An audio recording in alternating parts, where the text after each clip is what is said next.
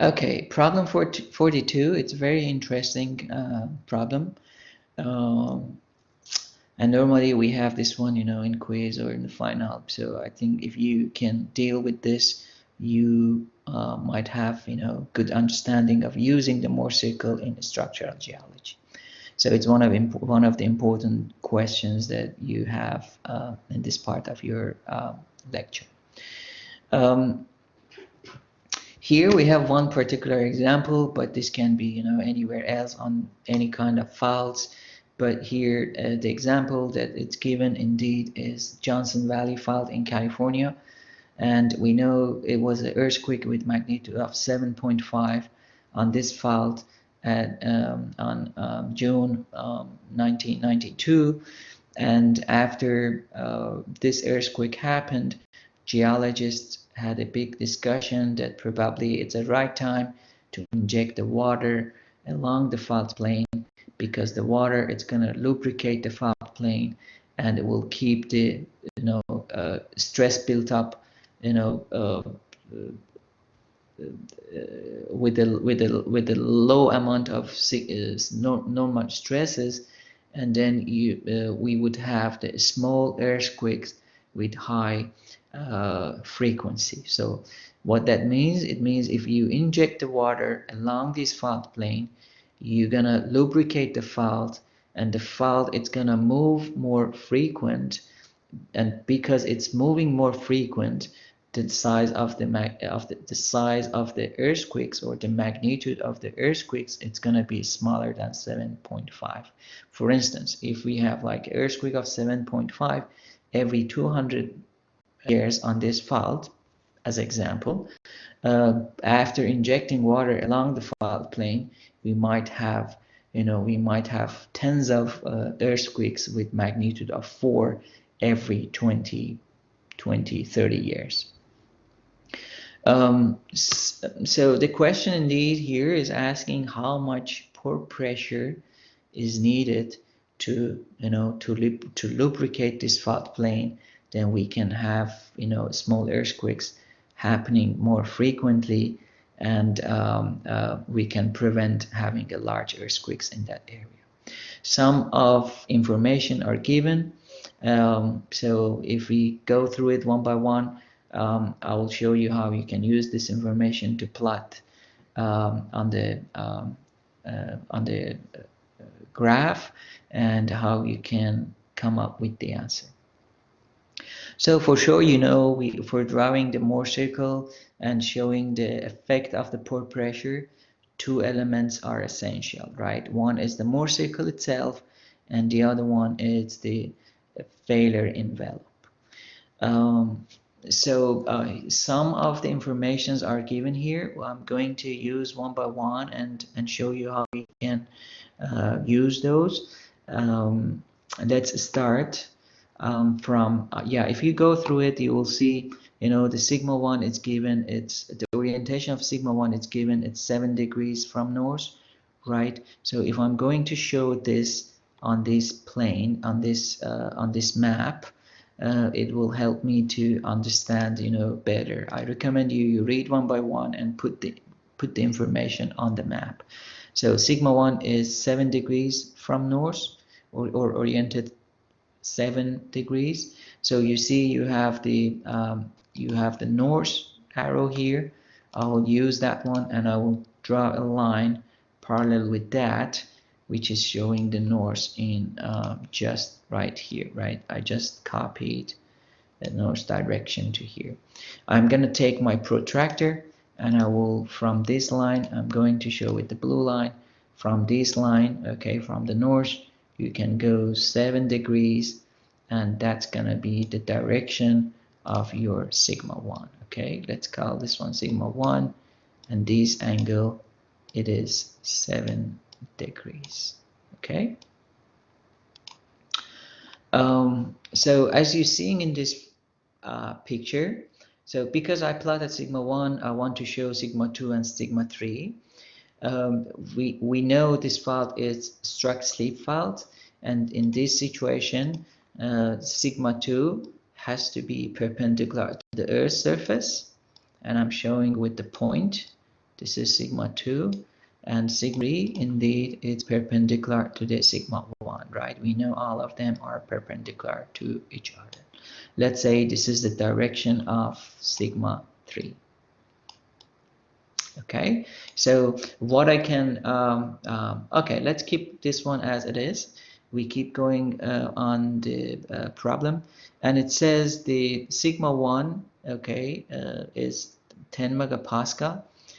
Let's put this one here. Sigma 1 is equal 10 megapascal.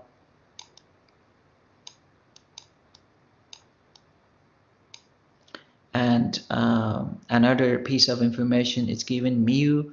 Indeed, let's put mu here. Mu is equal 0.4, and indeed mu here is the coefficient of sliding friction, because it's given for the fault plane. I will explain this more, but this one, indeed, the mu is the coefficient of sliding friction. Indeed, is representing the angle of the failure envelope, right? How? We know mu is equal tangent phi. Okay, mu is equal tangent phi, and indeed phi is the slope of the envelope, right?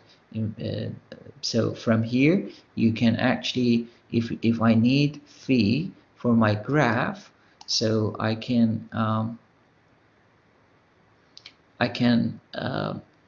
take the arctangent from mu, and I can come up with the phi angle. So if I say tangent power -1, right, or arctangent of mu, I can obtain the phi angle.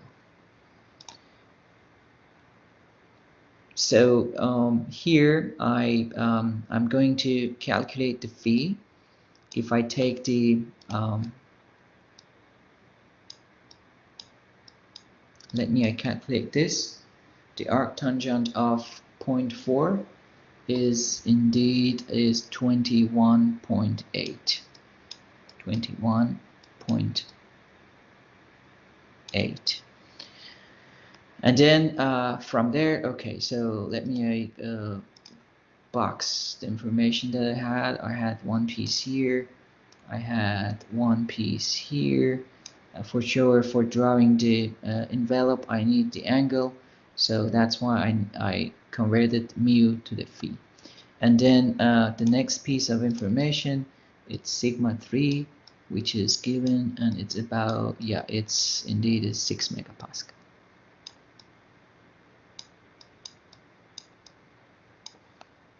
Okay, so I think you have all information to indeed draw your Mohr circle.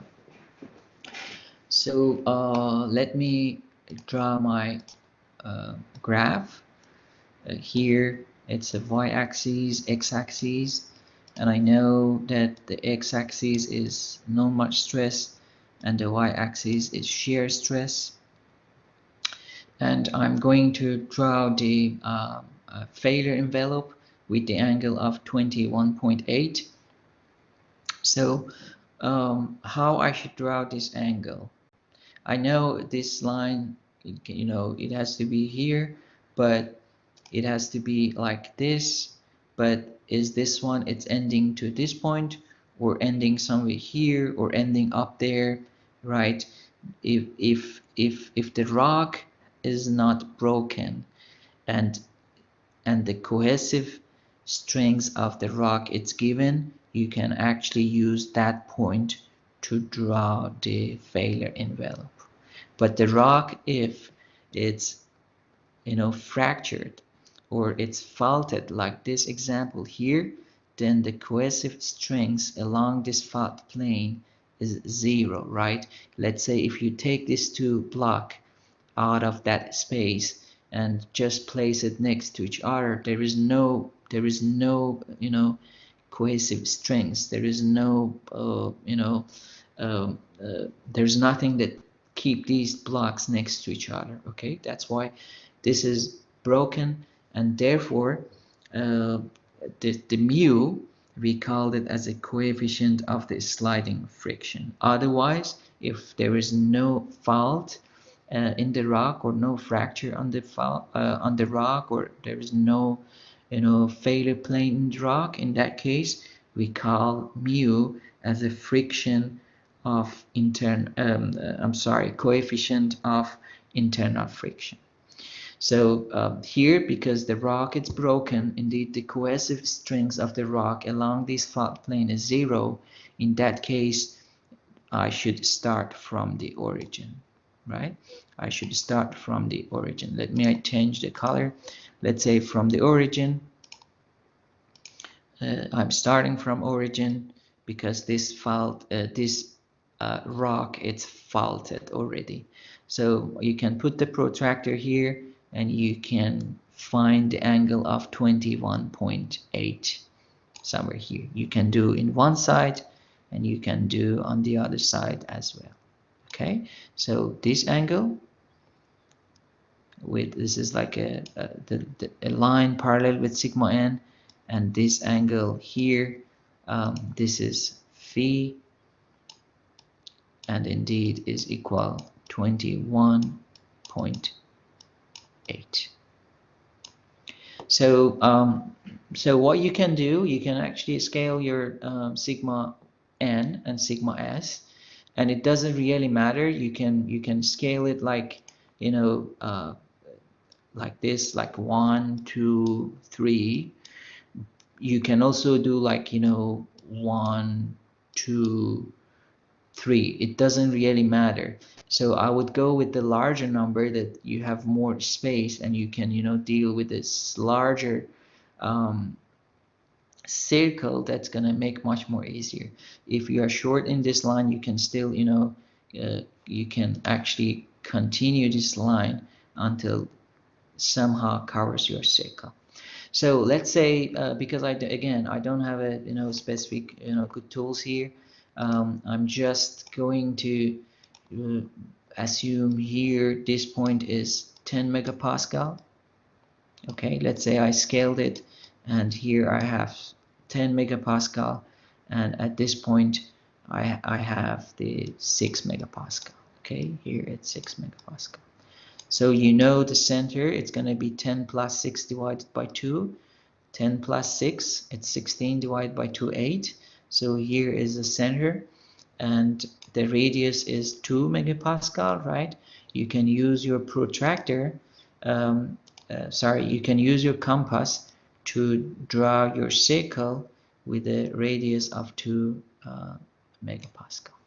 And as you see, the circle, it's under this line, under the failure envelope, and indeed we stress field 10 megapascal for sigma 1 and 6 megapascal for sigma 3. This fault, it's not gonna move. So if the stress field is staying like that, what we can do, we can inject the water into the fault plane, and that would indeed lubricate the fault and the grains, and in another word, it's going to reduce the normal stresses, and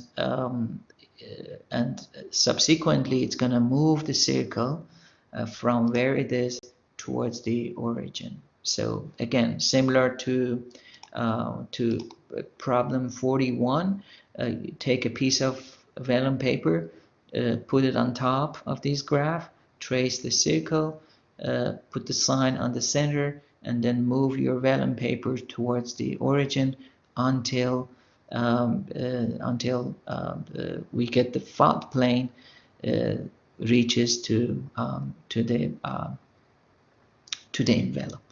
Why I'm saying fault plane? Because we are interested to the fault plane, right? We are not looking to the new fracture or new fault plane that can be formed. We are only looking to this fault plane. It means maybe you should move your circle more, or another word, indeed, your circle is passing this line. Let me show you how we're gonna do this.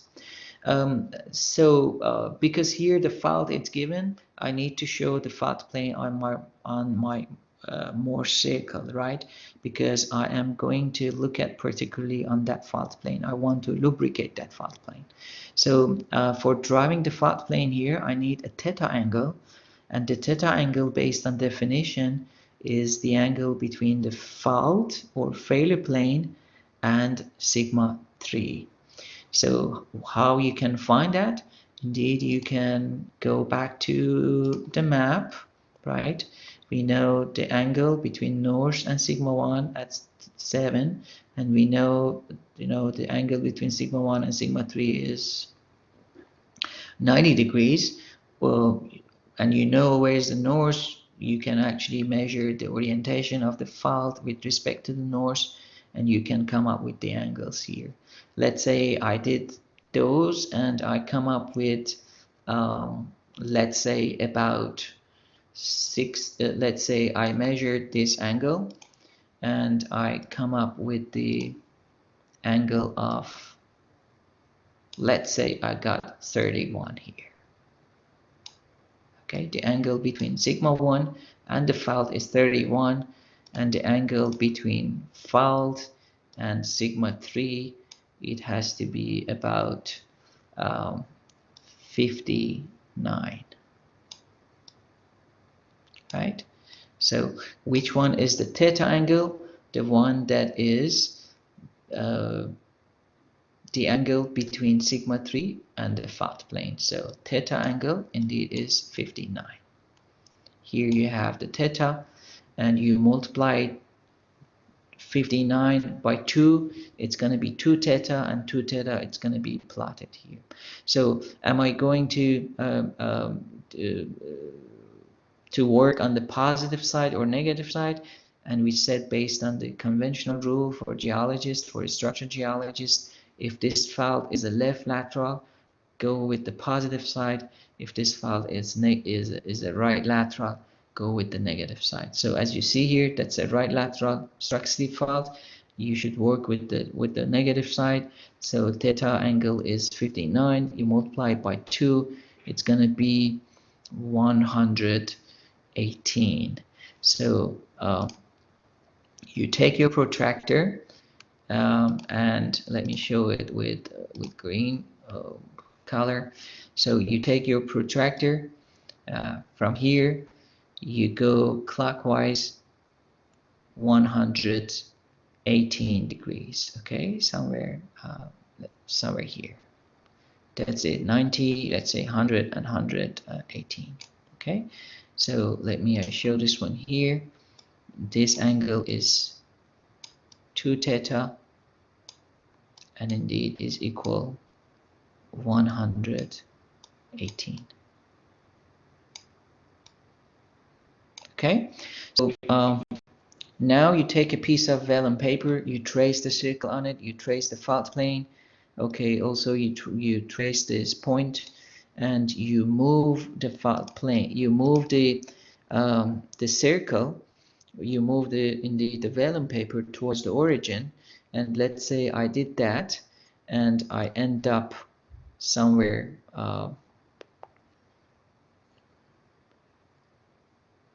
Yeah, this circle, it's not okay. Let me reuse it because I'm not able to delete this. I will use another color, and let's say I moved it. Maybe I use black. Let's say I moved this one, and somewhere here. Okay, somewhere here. Maybe now. Maybe somewhere here. Yeah. Okay, somewhere here. I'm going to indeed, let's say something like that. Okay, let's assume the size. Let me do one more time. Let's say the circle size, it's almost similar, because I didn't use my protractor. That's why the failure envelope on the top side and bottom side, it's not exactly the same. But let's assume the one that I'm placing here, it's the same size as the orange one. And And here I have the fault plane, right? Let's say from center. Okay, let's say from center you go, and let's say it ends here. Okay, so I did this by purpose because I wanted to show that the circle can pass over the failure envelope in this situation. What that means, it means if you're starting from the origin and you have a pore pressure and you're going to push the circle towards the origin, you don't care when the circle touches the failure envelope. The important thing is when the fault plane, okay, when this point reaches to the failure envelope.